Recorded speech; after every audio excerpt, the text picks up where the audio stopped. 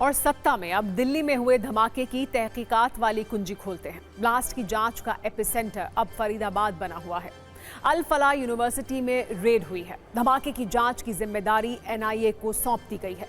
जांच के दौरान कुछ अहम फुटेज भी मिली है जिनसे चौंकाने वाली जानकारियां सामने आई हैं। इस साजिश से जुड़ी जो जो तस्वीरें सामने आई हैं उनसे भी पूरी साजिश को डिकोड किया जा रहा है।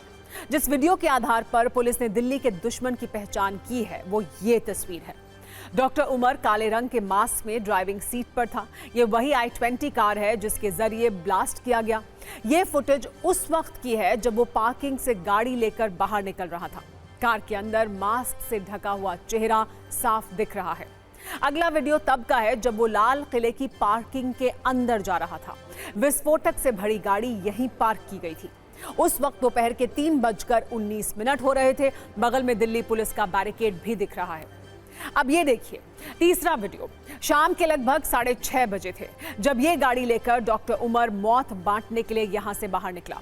इससे भी वो काले मास्क में ही इसके दौरान भी दिखाई देता है। इस तस्वीर में भी लाल किले की पार्किंग से निकलने के कुछ ही मिनट के बाद धमाका हुआ था। TV9 भारतवर्ष को सूत्रों से कुछ अहम जानकारी पता चली है। लाल किले की पार्किंग में लगे सीसीटीवी में रिकॉर्ड वीडियो देखने के बाद एक्सप्लोजिव तथ्य सामने आ रहे हैं। सूत्र बता रहे हैं कि डॉक्टर उमर 3 घंटे तक पार्किंग में ही बैठा रहा। वो एक बार भी 1 सेकंड के लिए भी कार से बाहर नहीं निकला। यहां तक कि उसने चेहरे से मास्क तक नहीं हटाया। सीसीटीवी से पता चल रहा है कि दोपहर 3:19 पर वो पार्किंग में दाखिल हुआ और उसके बाद शाम 6:48 पर बाहर आया। इस दौरान वो लगातार गाड़ी के अंदर ही रहा। एजेंसियों को शक है कि इससे पहले वो फरीदाबाद में अपने सहयोगियों से मिला था, क्योंकि जिस कार से ब्लास्ट हुआ उसे कल सुबह 7 बजे फरीदाबाद में देखा गया था।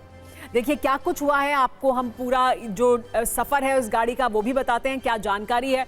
रेकी या ऑर्डर का इंतजार क्या है 3 घंटे का राज, ये बड़ा सवाल है कि 3 घंटे जब पार्किंग में रहा गाड़ी को लेकर डॉक्टर उमर तो उस वक्त क्या कर रहा था।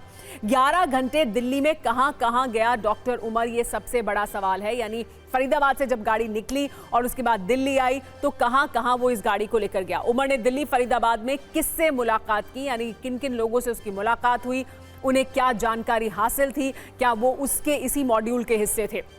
लगातार 3 घंटे पार्किंग में क्यों रुका रहा, ये एक बड़ा सवाल है। पार्किंग में 3 घंटे लगातार गाड़ी में बैठा रहना और गाड़ी से नीचे नहीं उतरना, इसके पीछे का राज क्या है। क्या दरअसल मकसद था गाड़ी में बैठे रहने के पीछे। क्या उमर किसी के आदेश का इंतजार कर रहा था, क्योंकि 3 घंटे तक गाड़ी में बैठने के बाद यह सवाल उठता है कि क्या किसी के आदेश का इंतजार था या फिर शाम होने का इंतजार था ताकि भीड़ और ज्यादा हो। इसीलिए क्या इसका इंतजार किया गया कि ठीक ऐसे समय पर वो गाड़ी लेकर बाहर निकले, तब जबकि लोगों की भीड़, ट्रैफिक बहुत ज्यादा हो उस जगह पर जहां पर जाकर ब्लास्ट किया गया। और सबसे बड़ा सवाल यह है कि क्या इससे भी बड़ा हमला करने का प्लान था, क्या इसके अलावा किसी और जगह जाकर हमला करने का प्लान था या यही और इससे बड़ा प्लान था। तो क्या प्लान था दरअसल, और क्या उस प्लान को पूरी तरह से एग्जीक्यूट किया गया या जल्दबाजी में ये धमाका किया गया तब जबकि बाकी तमाम साथी पकड़े गए थे। अभी तक की जांच में कई अहम सुराग मिले हैं। सारी कड़ियों को जोड़कर एजेंसियां पूरी साजिश का पता लगाने की कोशिश कर रही हैं। क्या कुछ जानकारी सामने आई है उससे आगे की तफ्तीश की जाएगी। लाल किले के पास कार ब्लास्ट में सबसे बड़ा सवाल यही है कि आखिर दिल्ली के इस बेहद भीड़भाड़ वाले इलाके तक i20 कार पहुंची कैसे। फरीदाबाद से यहां तक आने के लिए कार ने कौन सा रूट फॉलो किया, इसको लेकर TV9 भारतवर्ष के पास एक्सक्लूसिव जानकारी है। धमाके से पहले ये गाड़ी कहां दिखी, कहां से गुजरी, इन सवालों को लेकर चौंकाने वाली जानकारी सामने आ रही है। देखिए सुबह करीब 7 बजे ये गाड़ी फरीदाबाद के एशियन अस्पताल पहुंची थी। इसके बाद 8:13 पर यह कार बदरपुर टोल से आगे निकली। ठीक 7 मिनट के बाद 8:20 पर i20 ओखला के पेट्रोल पंप पर देखी गई। अब तक की टाइमलाइन के हिसाब से यहां के बाद इसकी लोकेशन दोपहर 3 बजे के बाद ट्रेस हुई है। दोपहर 3:19 पर लाल किले की पार्किंग में कार की एंट्री हुई। पार्किंग से शाम के 6:48 पर गाड़ी के साथ उमर बाहर निकला और टारगेट की ओर बढ़ चला। इसके कुछ मिनट के बाद 6:52 पर लाल किले के पास कार में ब्लास्ट कर दिया गया। इस कार के मालिकाना हक की पूरी चेन भी अब तक सामने आ चुकी है। इस कार को पहले नदीम को बेचा गया, फिर फरीदाबाद के एक सेकेंड हैंड कार डीलर को बेचा गया, बाद में ये गाड़ी आमिर ने खरीदी, उसके बाद तारिक ने, जिस पर भी फरीदाबाद आतंकी मॉड्यूल से जुड़े होने का संदेह है। इसके बाद मोहम्मद उमर ने इसे खरीद लिया। सूत्रों के अनुसार जांच एजेंसियां आमिर और तारिक दोनों के बारे में और पुख्ता जानकारी जुटा रही हैं।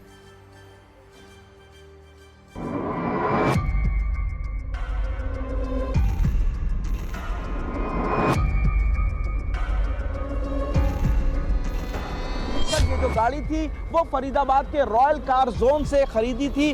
तारिक ने ही, जो पुलवामा का रहने वाला, उसने ये गाड़ी रॉयल कार जोन फरीदाबाद से खरीदी थी।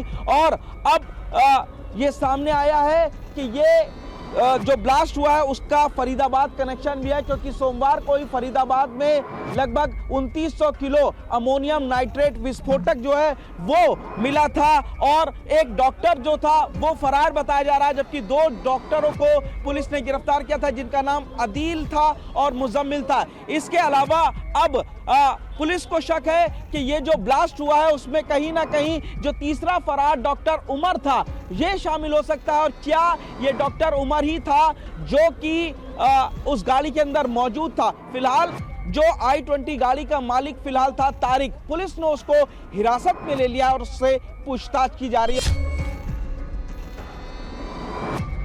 यहाँ पर गाड़ी खड़ी हुई थी, उसी पार्किंग पर हम इस वक्त मौजूद है और ये देखिए सुनहरी मस्जिद के ठीक सामने सबसे पहले इसी पार्किंग के अंदर लाल किले की पार्किंग है, जहाँ पर कार एंटर करती है दोपहर 3 बजकर तकरीबन 22 मिनट के करीब। और यहाँ पर खास बात ये कि तकरीबन 3 घंटे तक गाड़ी इस पार्किंग के अंदर खड़ी रही है, लेकिन 3 घंटे तक जो गाड़ी के अंदर शख्स मौजूद था, जिसके उमर डॉक्टर उमर होने का शक जताया जा रहा है, वो गाड़ी से बाहर तक नहीं निकला। इस पूरी पार्किंग में जगह जगह CCTV कैमरे लगे हुए हैं, लेकिन किसी भी कैमरे में वो गाड़ी से कर नीचे खड़ा हुआ दिखाई नहीं दिया। और 3 घंटे पार्किंग लॉट के अंदर इंतजार करने के बाद गाड़ी शाम को 6:22 के करीब बाहर निकलती हुई दिखाई दी और उसके बाद सीधा जो आप ये बाईपास देख रहे हो उससे होते हुए मोरी गेट होते हुए वापस लाल किले की तरफ आती है, मेट्रो स्टेशन गेट नंबर 1 की तरफ आती है और वहीं पर ब्लास्ट होता है।